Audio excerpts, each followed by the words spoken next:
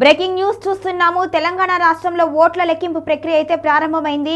112 మున్సిపాలిటీలు, 7 కార్పొరేషన్లకు సంబంధించి 136 కేంద్రాల్లో అయితే ఓట్లను లెక్కిస్తున్నారు.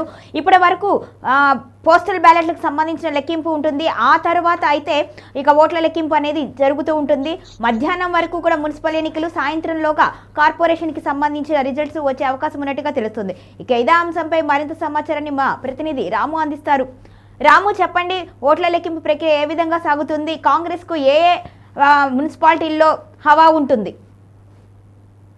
రైట్, మనం చూసుకున్నట్టయితే ఈ రోజు ఉదయం 8 గంటల నుంచే ఓట్ల లెక్కింపు ప్రక్రియ అనేది కొనసాగుతా ఉన్నది. అయితే దీనికి సంబంధించి ప్రస్తుతం పోస్టల్ బ్యాలెట్ ఓట్ల లెక్కింపు అనేది కొనసాగుతా ఉన్నది. మొత్తం 136 కేంద్రాల్లో ఈ కౌంటింగ్ ప్రక్రియ కొనసాగుతా ఉన్నది. 116 మున్సిపాలిటీలు, 7 కార్పొరేషన్లకు సంబంధించిన ప్రక్రియ అయితే ఉదయం 8 గంటల నుంచి కొనసాగుతా ఉన్నది. ఇప్పటి వరకు కొన్ని పోస్టల్ బ్యాలెట్ లెక్కింపు అంటే కొన్ని కేంద్రాల్లో మాత్రం బీఆర్ఎస్ కి కాస్త పైచేయిగా కనిపిస్తా ఉన్నది. మరికొన్ని మున్సిపాలిటీలో పోస్టల్ బ్యాలెట్ లో మాత్రం అక్కడ కాంగ్రెస్ పార్టీకి అయితే ఎక్కువగా మెజారిటీ అయితే కనిపిస్తా ఉన్నది. అయితే మొదటగా పోస్టల్ బ్యాలెట్ ఓట్ల లెక్కింపు తర్వాత ఇక బ్యాలెట్ పత్రాల వైపు వెళ్లే అవకాశం అయితే కనిపిస్తా ఉన్నది.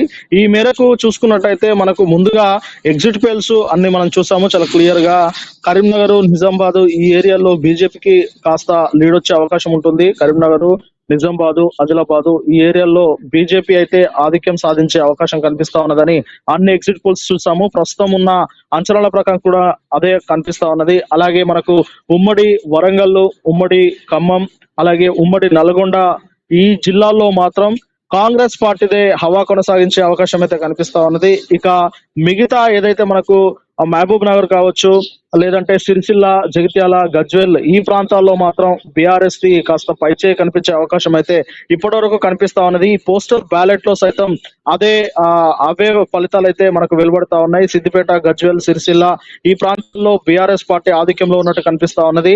ఇక ఉమ్మడి ఖమ్మం, వరంగల్, నల్గొండ ఈ ప్రాంతాల్లో కాంగ్రెస్ పార్టీ పైచేయి సాధిస్తా ఉన్నది పోస్టల్ బ్యాలెట్ లో. ఇక నిజామాబాద్, కరీంనగర్, ఆదిలాబాద్ ఈ ప్రాంతాల్లో కూడా కాంగ్రెస్ పార్టీదే కాస్త ఆధిక్యంలో ఉన్నట్టయితే కనిపిస్తా ఉన్నది.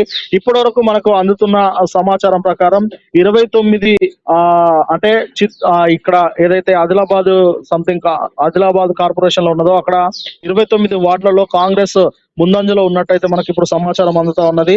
ఈ రోజు ఉదయం నుంచి ఈ ప్రక్రియ అనేది కొనసాగుతా ఉన్నది. అయితే ఎక్కడ ఎలాంటి అవాంఛనీయ పరిస్థితులు, ఎలాంటి గందరగోళ పరిస్థితులు కలగకుండా చూసుకుంటా ఉన్నారు. పోలీసు బందోబస్తు అయితే చాలా ఎక్కువగా అక్కడ పహారీలో చూసుకుంటా ఉన్నారు. అలాగే ఓట్ల లెక్కింపు అధికారుల పైన దాడులు జరిగితే మాత్రం ఖచ్చితంగా ఉపేక్షించేది లేదు అన్నట్లు డీజీపీ శివధర్ రెడ్డి సైతం క్లియర్ ఇన్స్ట్రక్షన్స్ అయితే జారీ చేశారు. ఈ నేపథ్యంలో అక్కడున్న అభ్యర్థులు కావచ్చు, లేదంటే ఏజెంట్స్ కావచ్చు, వారంతా చాలా అప్రమత్తంగా ఉండాలి, ఎవరిపైన దాడులకు తెగపడద్దు అని చెప్పేసి డీజీపీ అయితే హెచ్చరిస్తా ఉన్నారు. మొత్తం మీద ఆదిలాబాద్ పోస్టల్ బ్యాలెట్ లో కాంగ్రెస్ ముందంజ ఉన్నట్టయితే మనకు సమాచారం అందుతా ఉన్నది. అలాగే సంగారెడ్డి పోస్టల్ బ్యాలెట్ లో 10 వార్డులలో కాంగ్రెస్, 3 వార్డులలో బీఆర్ఎస్ ఆధిక్యం ఉన్నట్టు తెలుస్తా ఉన్నది.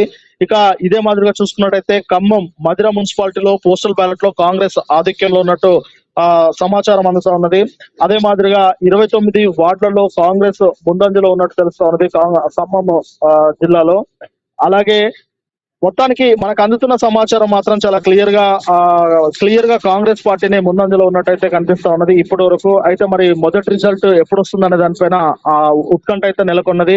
మరి మధ్యాహ్నం 1 గంట వరకు పూర్తిగా ఒక మున్సిపాలిటీ అయినా క్లియర్ అయ్యే అవకాశం అయితే కనిపిస్తున్నది. ఎందుకంటే కొన్ని చిన్న మున్సిపాలిటీలు ఉన్నాయి కాబట్టి మరి అవి మధ్యాహ్నం వరకు క్లియర్ అయ్యే అవకాశం అయితే కనిపిస్తా ఉన్నది. 7 కార్పొరేషన్లకు సంబంధించిన ప్రక్రియ ఎన్నికల ఫలితాలు మాత్రం సాయంత్రం అయ్యే అవకాశం అయితే కనిపిస్తా ఉన్నది. Gauri, thank you Ramu.